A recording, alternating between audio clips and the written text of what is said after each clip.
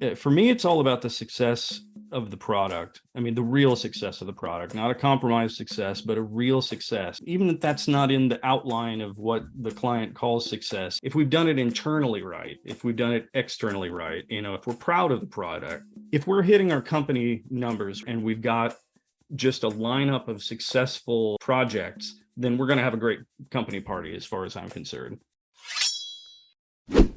Welcome to Business Ninjas, brought to you by WriteForMe, where you'll hear from business leaders who are out there growing their business and slaying it every day. Learn from the masters. Let's get started.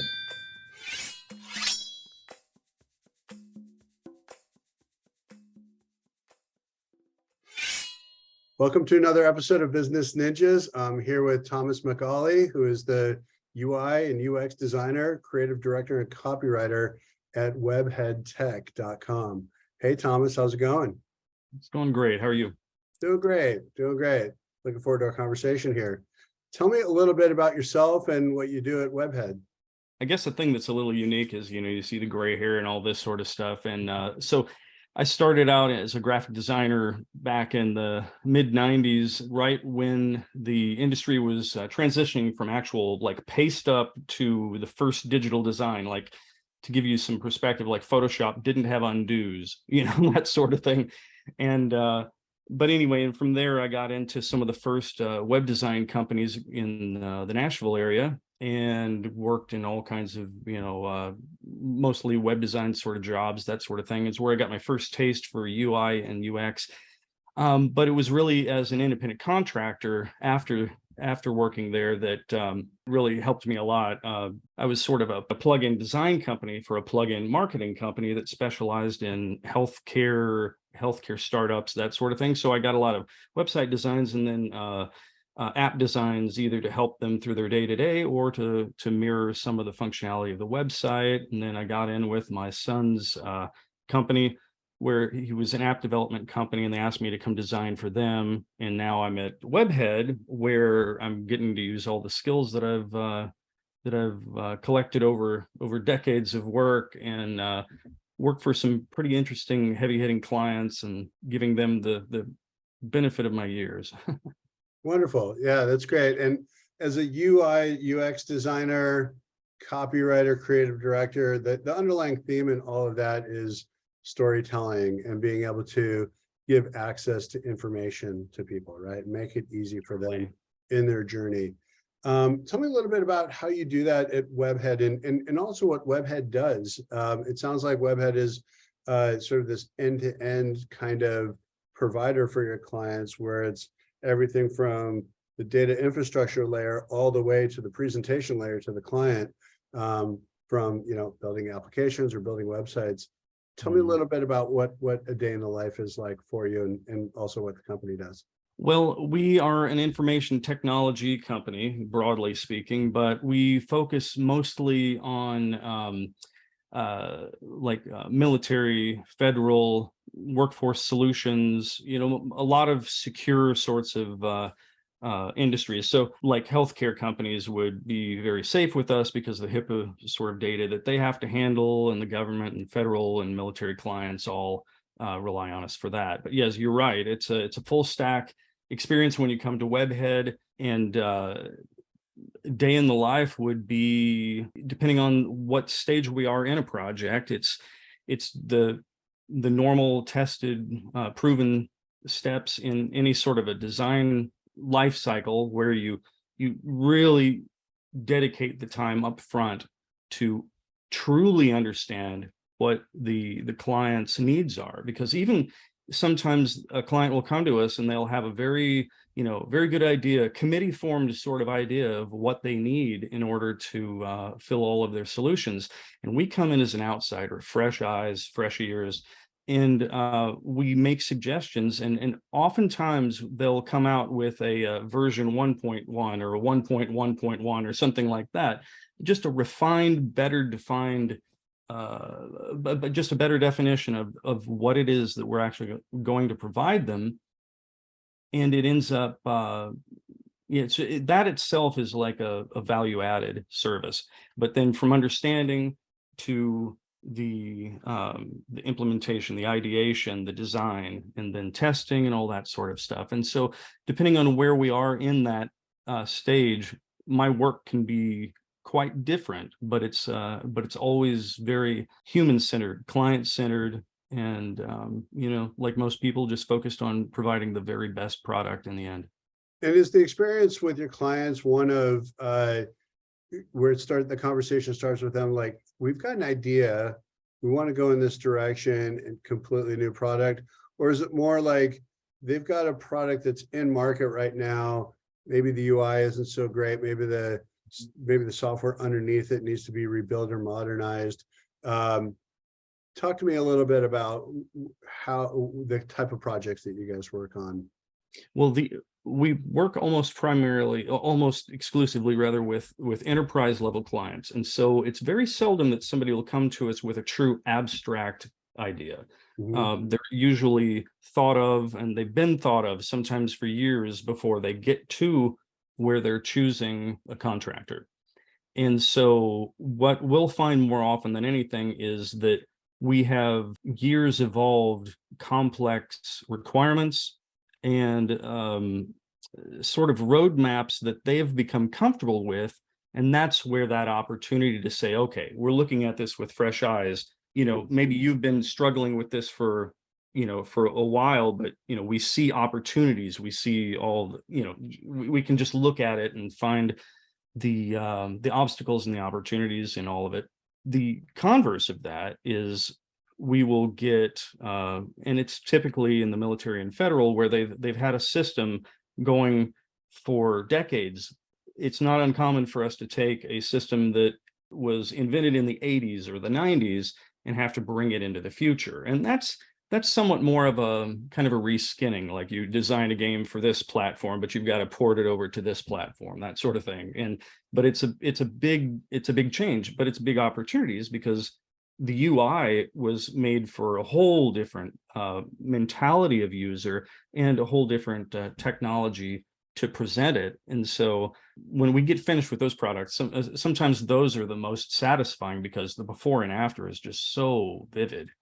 Yeah, it's transformative. And I can see how, even in those kinds of instances, that's like a re-platforming even, and looking at, down to the data level of, taking possibly an antiquated kind of system to modernize that and use, current systems, from restructuring the database even to something a little bit more modern, and all of the stack above that. And a lot of times I've been part of large rescale or replatforming kind of projects as well, and I'm familiar with how complex that can get. In my experience, one of the things I love about what you do is, in my experience, starting with design and the UI and the desired outcome from a user experience can often influence what happens downstream and the underlying technologies that exist there. Talk to me a little bit about that in your workflow. Is that a common, kind of an approach? Start with the UI and then engineer it on the back end to be able to support the user experience?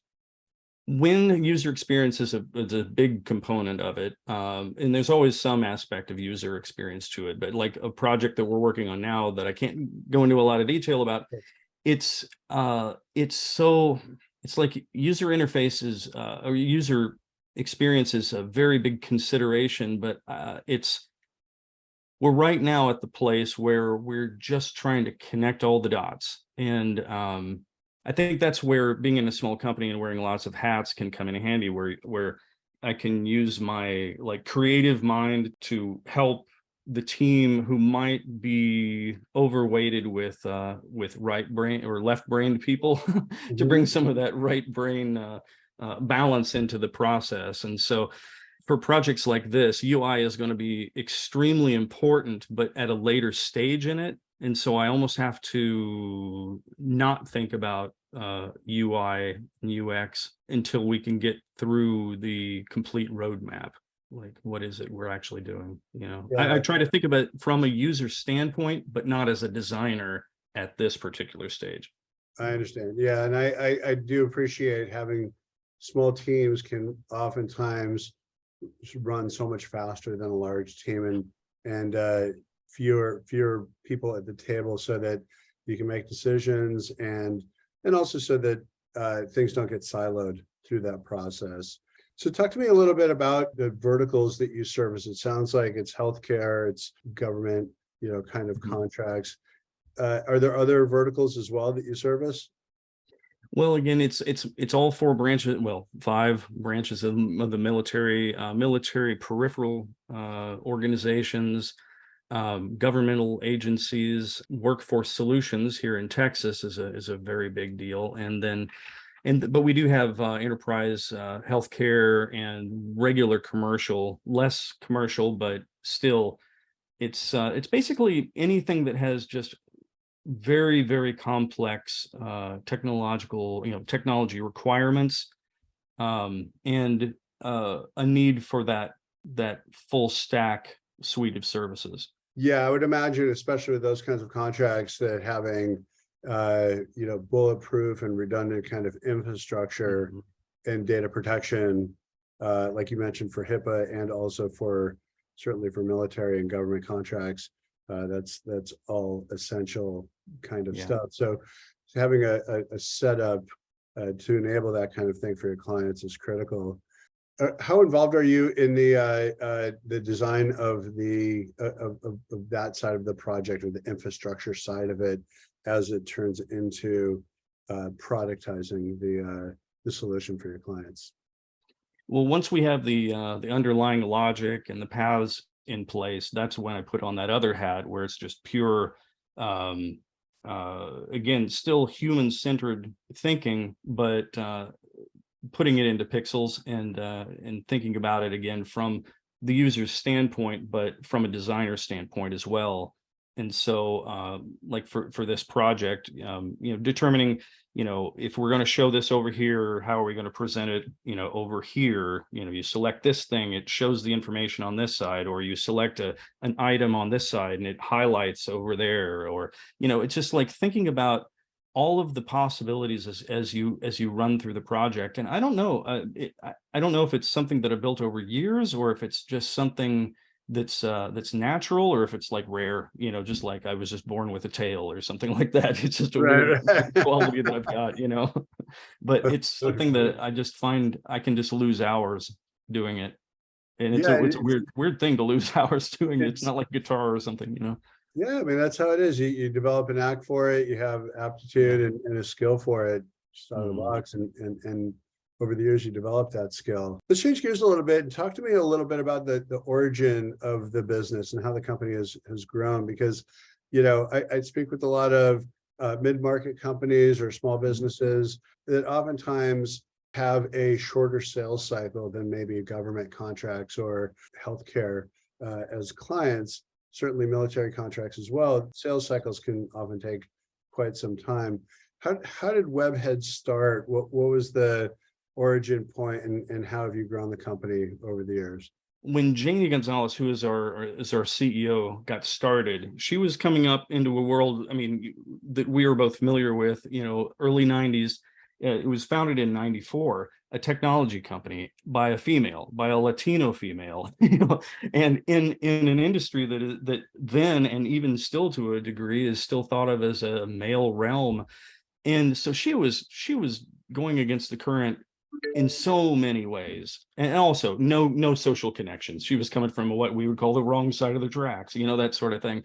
But she's a real unicorn. I mean, just made of nails, but still, an approachable person, and she just had this unbelievable drive from an early age, and was just unafraid to face any sort of obstacle.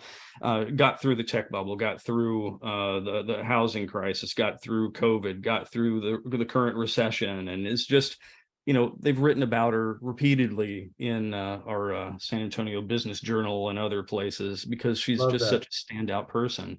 But yeah, she's she's all about tightening the belt, keeping things lean, keeping things recorded very tightly, accountability. And one of the things that was most attractive to me, outside of it being a woman-owned company, minority-owned company, and working out of an office that is in an underutilized zone. And so we've got all these like advantages in that way, but for winning contracts and all that, but and also just the right of it, it just feels right working for an organization like this.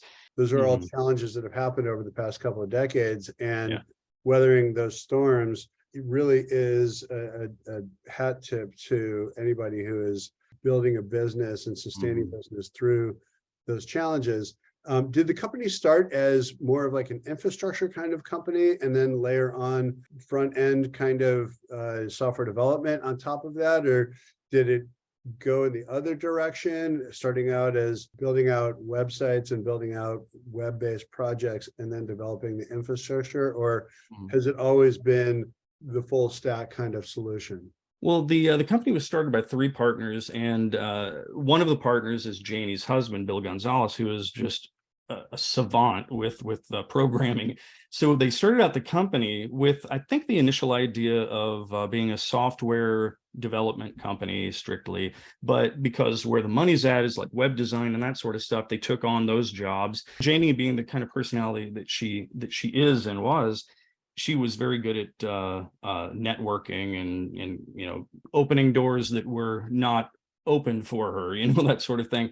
And just through her connections, the company over about 10, 12 years from their start had developed relationships with like military and government agencies and that sort of thing. And that just, it just started building from there. And, it's just built on a legacy of successful products and projects and word of mouth. The majority of our businesses is done through that. I mean, we answer RFPs but we've got DIR contracts that make it easier and more attractive for people. And yeah. Beautiful. Yeah, that's fantastic. I guess my last question here for Thomas is, what would you like to be celebrating a year from now, either professionally or personally? Oh man, for me, it's all about the success of the product. I mean, the real success of the product, not a compromised success, but a real success. Even if that's not in the outline of what the client calls success, if we've done it internally right, if we've done it externally right, if we're proud of the product, if somebody were to say, hey, let's put this up for an award, I'd be like, sure, if you want to put in the time, that sort of deal. So that doesn't have any kind of interest for me. If we're hitting our company numbers, which is an essential, and we've got just a lineup of successful projects, then we're going to have a great company party as far as I'm concerned. That's exciting. And it's a great time of year to start thinking about those goals and actualizing that vision. Well, Thomas, it's been a pleasure talking with you here. Thomas McAuley from Webhead. Thank you so much. Thank you.